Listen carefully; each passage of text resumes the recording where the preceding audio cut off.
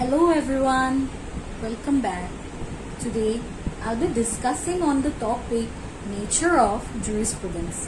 Hope you like it. The term jurisprudence is derived from the Latin word jurisprudentia. The term jurisprudence is derived from two Latin words, juris and prudence. Juris means law and prudence means knowledge. Therefore, jurisprudence means the knowledge of law. Now friends, let us discuss about the advantages of jurisprudence. It helps to provide a definite procedure, that is CRPC 1973. It helps to define punishment, for example the IPC 1860. It helps to bring about disarmament. It helps to maintain status quo. It helps to maintain peace and order in the society. It helps to protect the freedoms.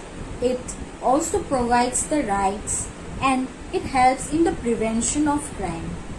Jurisprudence helps to maintain the following: rules, regulations, bylaws, orders, schemes, direction, etc.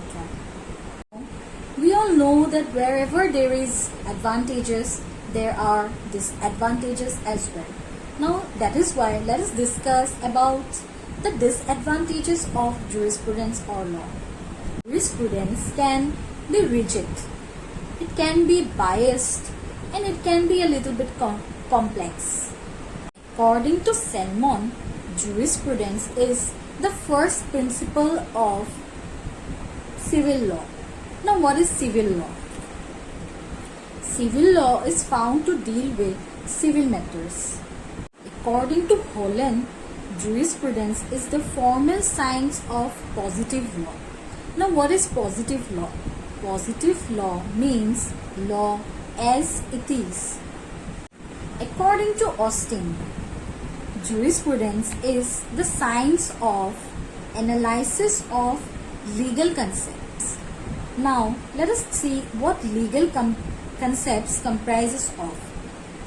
Legal concept means and includes the following: property, possession, ownership, rights, duties, etc. Let us now discuss about the contents of jurisprudence. So, the various contents of jurisprudence are as follows: sources, schools, legal concepts, and legal theories. Sources.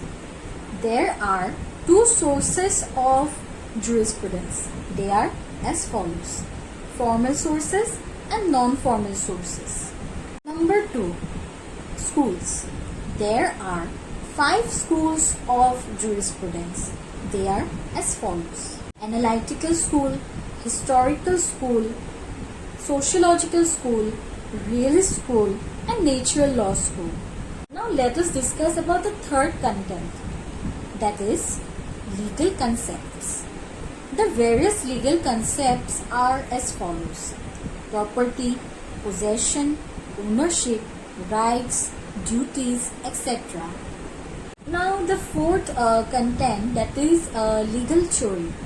So there are many theories of jurisprudence, given by this different jurists. Now some of them are Bentham's theory, Austin's theory, Hoffer's theory, Salmon's theory, etc. Let us discuss one more topic, that is relationship of jurisprudence with other social sciences.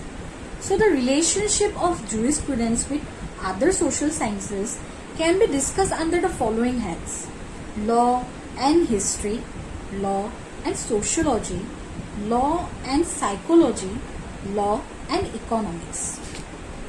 The first one, law and history.